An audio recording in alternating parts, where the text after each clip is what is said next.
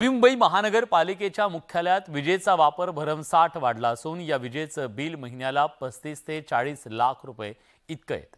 वर्षाला तब्बल हाच आकडा 4 कोटींच्या वर जातोय। याचं प्रमाण दिवसेंदिवस वाढत चाललंय। स्वच्छ सर्वेक्षणाचा डंका पिटणारी महापालिका वीज बचतीत कोणती आणि कधी उपाययोजना करणार हा प्रश्न सामान्य करदात्याला पडलाय।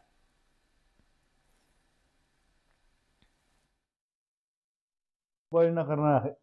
त्याच्यामध्ये मी एक पहिली सांगितलं तुम्हाला की आम्ही एलईडी मध्ये सगळे रूपांतर केलेलं आहे।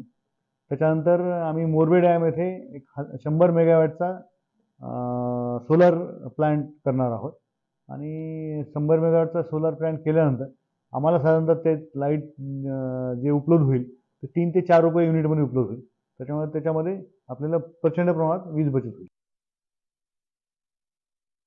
ह्या इमारतीवर सोलार जागेच्या प्रमाणे सोलार बसवला पाहिजे। सोलार अख्ख्या महाराष्ट्रामध्ये देशामध्ये आपण सोलार सिस्टम राबवतोय, पण नवी मुंबई महापालिका ह्या इमारतीवर सोलार का बसवत नाही हा एक मोठा प्रश्न आहे। सोलार जर आपण घरावर पण शेतामध्ये घरावर पण सोलार बसवतो, जर सोलार बसवला तर आपल्याकडे बऱ्याच प्रचंड प्रमाणात वीज उपलब्ध म्हणजे प्रचंड प्रमाणात वीज बचत होईल। त्यानंतर महत्वाचं म्हणजे प्रत्येक अधिकाऱ्याला वेगळी एसीची सिस्टम बसवली पाहिजे।